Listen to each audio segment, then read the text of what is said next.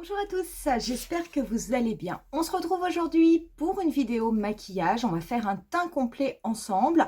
On va profiter de cette vidéo pour faire un premier tutoriel avec cette sublime palette de MAC de la collection Art Library. Celle-ci, c'est la It's Designer. Vous allez voir, je pense qu'on va aller... peut-être que je vais vous faire un mono avec ça. Ça fait longtemps que j'en ai pas fait. Et c'est une couleur qui est tellement belle sur les yeux. Et je vous assure qui ne fait pas too much. Je veux dire, on ne ressemble pas à un clown avec. C'est vraiment extrêmement joli. Et en plus, ça va vraiment, quelle que soit la couleur de vos yeux. Je vais profiter également de ce tutoriel pour continuer à tester certains produits que je vous avais montrés lors de ma dernière journée chez Sephora, lors de mon dernier haul. Et je voulais surtout vous faire une comparaison au niveau du teint entre deux fonds de teint. Ces fonds de teint, j'avais hésité quand j'étais allée en boutique. Finalement, je m'étais, moi, rabattue sur celui de Nars, celui qui réfléchit la lumière. Mais j'avais essayé en même temps le nouveau fond de teint qui est sorti de Givenchy, qui est le Prisme Libre Skin, je ne sais pas quoi. Donc, c'est un fond de teint, moi, je l'avais essayé en teinte mat. C'est vraiment un très, très beau fond de teint. Je vais vous expliquer pourquoi je ne l'ai pas choisi. J'irai sans doute l'acheter, mais à mon avis, j'irai plutôt l'acheter, je pense, pour la saison d'hiver, donc pas pour tout de suite. Donc, en fait, on va faire la moitié du visage avec, ici, on va mettre le Nars. Sur l'autre côté, on va mettre le Givenchy. Comme ça, vous pourrez voir le résultat final. Pour cette vidéo, vous retrouverez comme d'habitude la totalité des liens des produits que je vais vous présenter au niveau de la barre d'infos. Si ça vous plaît, n'hésitez pas à mettre un petit pouce et puis vous pouvez aussi vous abonner à ma chaîne, ça me fera plaisir et ça vous permettra d'être tenu au courant de toutes mes prochaines publications. Pour ce qui est du tutoriel, on commence de suite. Avant de commencer le fond de teint, je vais venir déposer en fait en base, en primer, une crème de chez MAC. C'est une crème que j'adore. En fait, c'est une crème gel qui va venir hydrater la peau et qui va venir également affiner le grain de peau. Ça laisse vraiment une peau toute lisse. J'adore, je vous l'ai déjà montré cette crème. Moi, je la trouve sensationnelle. Je veux dire, la sensation sur la peau, d'abord quand vous la déposez, il y a vraiment une sensation de fraîcheur. Et après, moi, je n'hésite pas, je l'applique vraiment absolument de partout. On va passer au fond de teint. Du coup, pour cette partie du visage, je vais appliquer le Nars. Je vous rappelle, le mien est en teinte Light 5, qui est la teinte Fiji. On est sur un fond de teint... La police. On est sur un fond de teint de 35 teintes et qui est au tarif de 48 €. Donc, je ne vais pas mettre tout à fait une pompe puisque je vais faire que la moitié de mon visage. Je préfère en mettre peu. Éventuellement, j'en rajouterai s'il faut. Donc, c'est un fond de teint qui a une couvrance naturelle, mais c'est une couvrance qui reste quand même modulable. Vous pouvez éventuellement, en mettant une deuxième pompe, arriver à une couvrance qui soit quasiment moyenne. Je vais en mettre également au niveau de mon front. Voilà pour le résultat. Donc déjà, vous avez, donc c'est un fond de teint qui n'est pas mat, c'est un fond de teint qui va réfléchir la lumière. Néanmoins, vous n'avez pas ce que l'on appelle un côté glowy. Pas du tout, donc il n'y a pas de brillance. Je vous rappelle, moi j'ai quand même une peau mixte. Donc c'est vrai que j'évite les fonds de teint qui donnent une certaine brillance à la peau parce que sinon en fin de journée, je vous dis pas, c'est la cata. Là, pas du tout. Mais vous avez vraiment un teint qui est lumineux avec un grain de peau qui est quand même amélioré. Je veux dire clairement par rapport à ce côté où j'ai encore plein de petites rougeurs puisque je n'ai mis aucun produit. On voit la différence. Vous avez un teint qui est beaucoup plus uniforme, qui est déjà camouflé au niveau des rougeurs. Néanmoins, vous gardez vraiment une lumière sur le visage. Pour ce qui est de l'autre côté, du coup, je vais changer de pinceau. Je vais prendre cette fois-ci un pinceau de NYX et je vais appliquer du coup le Prisme Libre Mat. Donc le mien, j'ai quand même mis pas mal de temps pour arriver à trouver la teinte. J'avais un petit peu de difficulté, j'arrivais pas à trouver la couleur qui allait. Finalement, je l'ai trouvé, c'est la teinte 2C 180. Il faut savoir que sur ce fond de teint de Givenchy, vous êtes également sur un fond de teint qui a un contenant de 30 ml. Vous avez 28 couleurs et il est au tarif de 54 €. Donc, il est quand même un petit peu plus cher que celui de Nars. Mais ça reste l'un comme l'autre des fonds de teint qui sont quand même assez chers. Donc, je vais venir en déposer sur l'autre côté du visage. J'en ai mis plein le pinceau, sans doute trop. Donc, c'est un fond de teint qui est censé, pareil, capter la lumière au niveau de votre visage, qui a également beaucoup d'ingrédients qui mélange aussi la cosmétique et le soin, puisque c'est un fond de teint qui est censé, pareil, hein, améliorer la qualité de votre peau au fur et à mesure des jours où vous l'appliquez.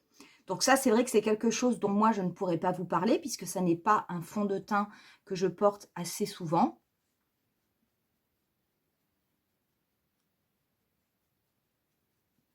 Il est légèrement plus clair que celui de Nars, mais très honnêtement, j'ai eu beaucoup de mal pour trouver la bonne couleur, alors que sur celui de Nars, non.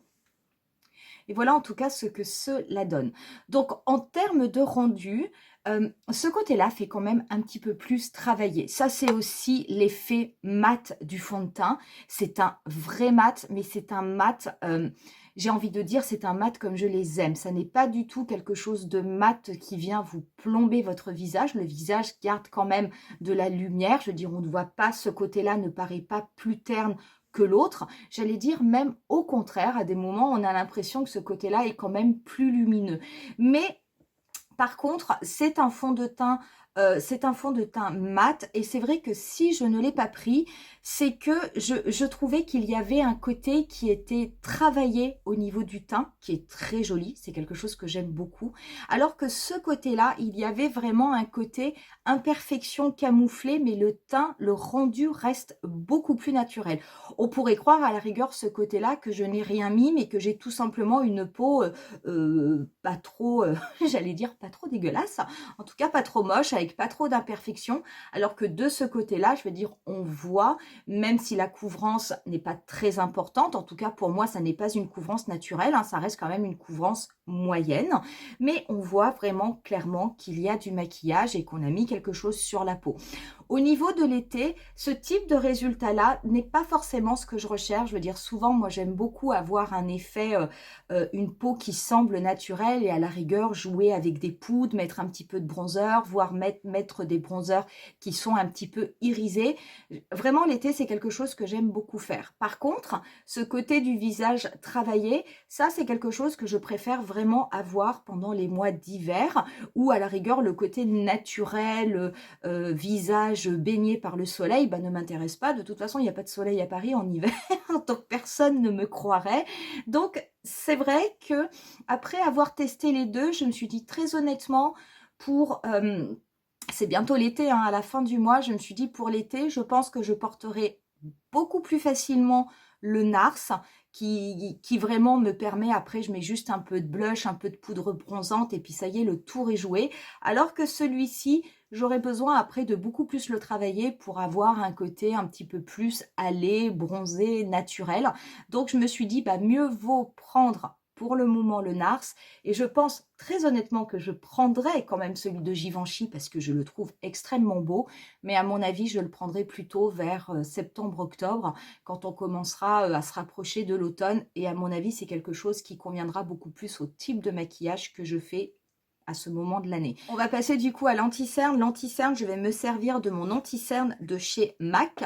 Moi c'est le NW25. Je vais venir, hop, en déposer un petit peu, et je vais venir le travailler avec mon pinceau 57 de chez Sephora.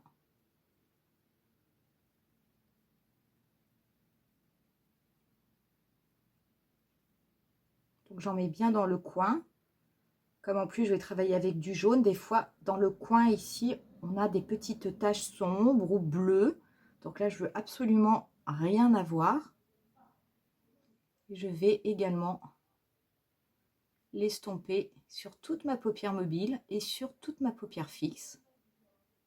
Pour ce qui est de la poudre, je vais commencer par appliquer ma poudre correctrice de finition de chez MAC, cette poudre ultra fine que je vous disais que l'on pouvait tout à fait utiliser au niveau du dessous d'œil. Donc je vais prendre légèrement un petit peu de poudre qui est dans le capot avec un pinceau, et je vais juste venir très légèrement balayer au niveau de mon dessous d'œil. Donc ça va aider également à lisser. Je vais en mettre aussi au niveau de ma paupière. Et pour ce qui est du reste de mon visage, je vais reprendre ma poudre libre de chez Sephora, qui est en teinte universelle, qui est une poudre fixante. Et je vais venir, pareil, la tapoter au niveau de mon visage. Et après, je vais la balayer de l'intérieur vers l'extérieur. Voilà, pas plus, ça suffira. Je vais rapidement faire mes sourcils. Je vais bien les brosser avec mon petit goupillon de mon stylo double embout de chez Zoeva. C'est le Graphic Bro. Le mien est en teinte bistre. Je vais simplement légèrement recrayonner mes sourcils, juste pour que la couleur soit un petit peu plus uniforme. C'est vraiment extrêmement léger. Et je vais ensuite les plaquer avec mon Control Freak de chez NYX. On va pouvoir du coup passer aux yeux. Donc les yeux, on va faire un mono avec cette couleur Chrome Yellow qui est une couleur mate. Donc vous allez voir, je vais vous montrer comment la travailler de façon à ne pas avoir de problème. Les couleurs mates, alors c'est vrai que ce sont des couleurs qui sont très belles et en plus ce sont des couleurs qui ne vieillissent pas la paupière, qui ont même tendance à flouter si jamais on a des petits plis, des petites rides. Par contre, il faut faire attention parce que quand ce ne sont pas des teintes neutres et surtout quand on les applique en mono, il faut vraiment l'appliquer petit à petit et estomper petit à petit par zone, parce que si vous faites des grands mouvements de va-et-vient, vous risquez d'avoir en fait des taches et des endroits où vous aurez un petit peu moins de produit que d'autres. Et ça par contre après ça n'est pas très joli et ça se rattrape pas toujours très facilement. Je vais prendre un pinceau sabot, puis je vais garder un estompeur MAC. Je vais commencer par un pinceau de chez Real Techniques, donc c'est le 305, c'est celui qui est en sabot, qui est assez grand. Voilà, donc je me suis rapprochée pour que vous puissiez mieux voir. Donc au niveau de la palette, on va commencer par venir prélever cette couleur jaune. Faites attention vraiment quand vous prélevez, vous appuyez dessus. Vous verrez, le pigment va se déposer et on va commencer par venir déposer donc ce pigment au niveau de la paupière mobile, mais simplement en tapotant. Pourquoi je fais ça? Pourquoi je ne prends pas plus de produit? Tout simplement pour éviter les chutes, parce que là on est quand même sur des fards qui sont extrêmement pigmentés. Donc je fais ça, je le construis petit à petit. J'essaye de bien déposer la couleur au niveau du ras de mes cils, pour qu'il n'y ait pas justement de démarcation. Cette couleur jaune est vraiment très belle. Alors c'est sûr que si vous mettez, moi là j'ai mis une base, en fait je me suis servi de mon anti-cerne. Sachez que si vous venez mettre une base blanche, votre couleur va être encore plus intense. Une fois que j'ai déposé la couleur, je l'ai juste déposée sur mes deux paupières mobiles. Je vais prendre maintenant un pinceau estompeur. Donc je vais prendre le MAC 217, mais bien entendu, vous pouvez prendre le pinceau estompeur de votre choix. Je vais prélever du produit, donc cette teinte jaune, et je vais venir m'en servir pour dégrader les contours. Donc je vais commencer vraiment au niveau du coin externe. Donc j'ouvre grand mon œil pour venir dégrader cette couleur un petit peu plus haut que mon pli paupière, puisque j'ai une paupière tombante. Je ne m'occupe pas pour le moment de ce que j'ai déposé au niveau de ma paupière mobile. Je m'occupe vraiment de faire ce dégradé.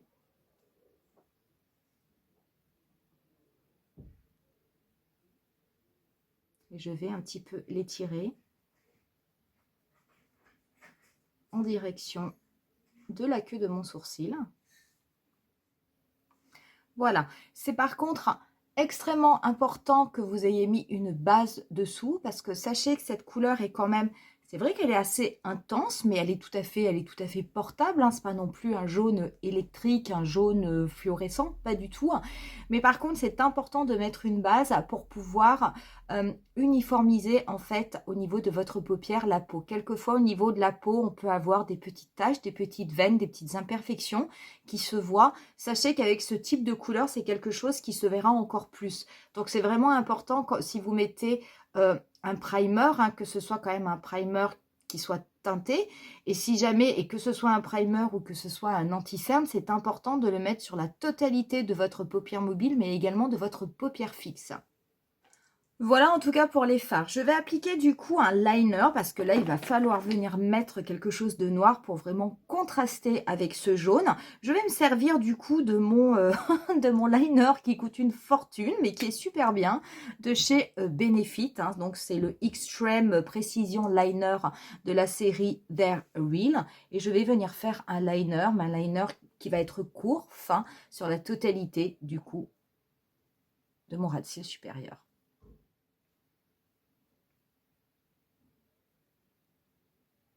Je vais également appliquer du crayon noir au niveau de ma muqueuse et je vais me servir de mon deuxième crayon que j'avais pris de chez Too Faced, le Killer Liner, mais cette fois-ci c'est en teinte noire.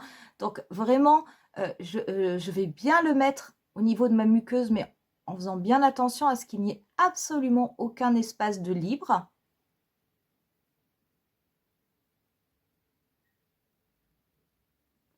En plus, comme c'est un liner qui est waterproof, qui est longue durée, ça ne va absolument pas bouger ni couler. Par contre, je ne vais absolument pas en mettre au niveau de mon ras de cils inférieur. On va passer maintenant au mascara. Le mascara, du coup, je vais essayer de mettre en base le False Lashes Maximizer de chez MAC. Pareil, que j'avais acheté pendant mon haul. Donc, on va venir en mettre. Je vais en mettre en haut et en bas. Donc, comment ça se présente? Ça se présente comme ceci, hein. C'est quelque chose d'assez classique, hein, avec une brosse qui est quand même relativement fine. Le produit, je ne sais pas trop comment se dépose le produit. C'est un petit peu bizarre. J'ai l'impression qu'il y en a beaucoup à la base, beaucoup à la pointe. Bon, on va voir.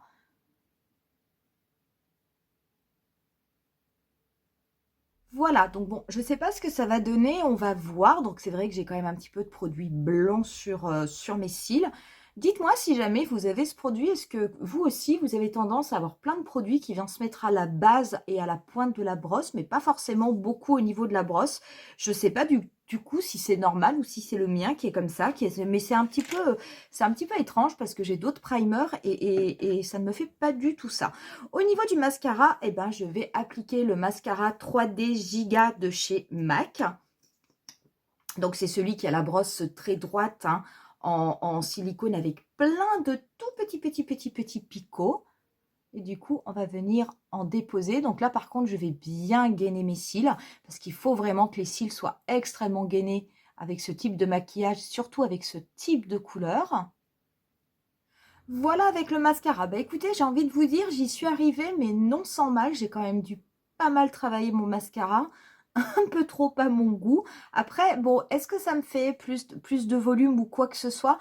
Ce que j'ai trouvé de difficile, parce que j'ai quand même l'habitude d'utiliser ce mascara de chez MAC, hein, qui c'est vrai, apporte du volume, mais se travaille quand même relativement bien.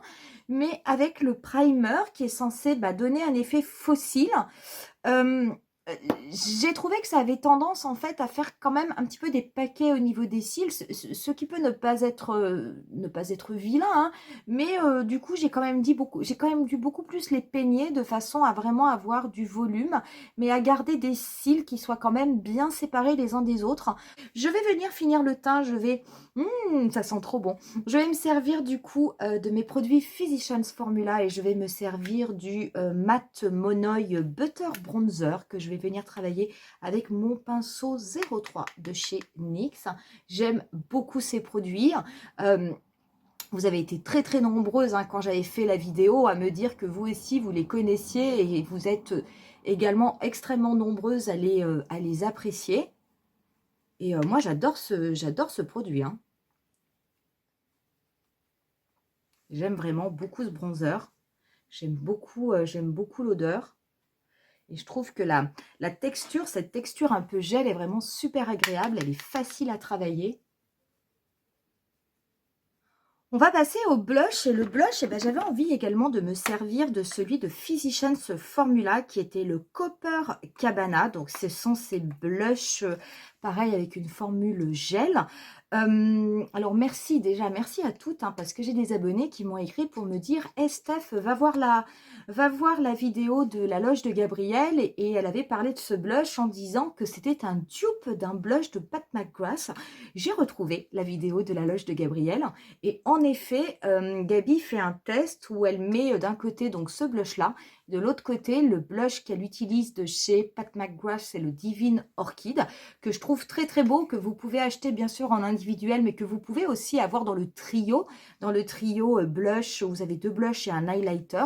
Et c'est vrai que quand elle l'essaye sur son visage, la comparaison est vraiment bluffante. Donc, compte tenu de la différence du prix, je ne vous dirai pas qu'il ne faut pas acheter celui de Pat McGrath et qu'il faut acheter celui de Physicians Formula. Bien entendu, ça c'est vraiment vous qui choisissez. Après, vous pouvez aussi acheter les deux. Mais en tout cas, je veux dire, si vous ne voulez pas acheter un blush de Pat McGrath parce que parce que c'est quand même excessivement cher, il faut le dire, et ben sachez que vous avez la possibilité, si la teinte Divine Orchid vous plaît, et ben d'avoir le même résultat et la même couleur avec Physicians Formula à un prix nettement plus intéressant, puisque le blush, je crois qu'il coûte même pas 15 €, je crois qu'il est à 11 € quelque chose. Donc vraiment, c'est super. Donc je vais du coup appliquer ce blush. Je n'en applique pas beaucoup, étonnamment, il est plus pigmenté, ça aussi Gabriel le dit dans sa vidéo, il est même plus pigmenté que celui de Pat McGrath, donc il faut vraiment avoir la main légère quand vous l'appliquez. Moi j'aime énormément ce blush, je veux dire, il y a vraiment un côté irisé, voire même presque un petit peu duochrome, c'est absolument magnifique. Je veux dire qu'une marque avec des prix aussi intéressants face à un tel produit, moi je trouve ça assez bien. Et je trouve même qu'on n'en parle presque pas assez.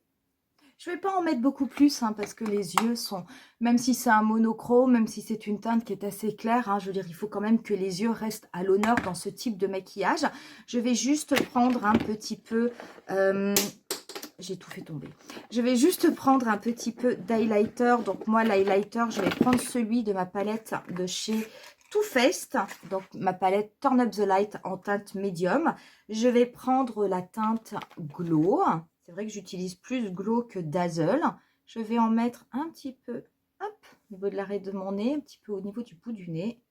Très, très légèrement, mais vraiment, vraiment, vraiment au niveau du coin externe de mon œil, plus sur ma tempe. Je vais venir le fondre avec le blush. On va passer aux lèvres. J'hésitais soit à utiliser le Lip Euphoria teinte corail, ça fait très très longtemps que je ne l'ai pas utilisé, de chez Natasha Denona, ou utiliser peut-être le Gloss Bomb Lemon Lava de chez Fenty. Je vais peut-être utiliser le Lemon Lava, condition que ce soit pas trop clair. Oui, ça ira bien comme ça. Finalement, je vais rester avec quelque chose de très très léger au niveau des lèvres, vraiment pour garder l'accent au niveau des yeux. Voilà pour ce tutoriel, j'espère en tout cas que ça vous aura plu. C'est vrai qu'on a pris un petit peu de temps parce que, parce que je vous ai parlé de pas mal de choses, mais je vous assure que si jamais c'est un maquillage que vous avez envie de réaliser, sachez que ça n'est pas du tout, ça n'est pas long, ça ne prend pas énormément de temps. Il faut juste bien faire attention au niveau de votre paupière mobile, de façon à bien appliquer la teinte au début de façon uniforme pour ne pas avoir de taches. Mais sinon, après, je veux dire, c'est vraiment très, très, très facile. Qu'est-ce qu'il en est du teint? Eh bien, écoutez, vous voyez, j'ai toujours mes deux côtés. Un côté Nars, un côté Givenchy. Ce côté fait quand même si on a mis du blush, même si on a mis du bronzer, fait quand même toujours beaucoup plus travaillé. Ça se voit au niveau de cette zone-là. C'est très joli, franchement, c'est très joli. Je veux dire, j'adore. Mais c'est vrai que pour l'été, j'ai tendance à préférer ce côté-là, qui va rester un petit peu plus naturel, je veux dire, qui prend la lumière, mais qui garde quand même un jeu d'ombre, alors que là, non, j'allais dire, à la rigueur, on a l'impression qu'il n'y a pas d'ombre, tout est lumineux de façon uniforme. Voilà pour cette vidéo, on va en rester là pour aujourd'hui. Je vais vous laisser avec quelques photos du look final comme d'habitude. N'hésitez pas à mettre en commentaire si vous utilisez ces produits, si vous les connaissez, si vous les aimez, au contraire, si vous ne les aimez pas. Et puis moi, je vous dis à rendez-vous à très très bientôt pour une nouvelle vidéo. Bye!